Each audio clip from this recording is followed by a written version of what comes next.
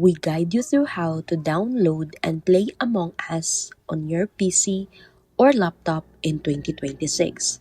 So, the first thing you need to do is to open your web browser and go to the official Steam website, then search for Among Us.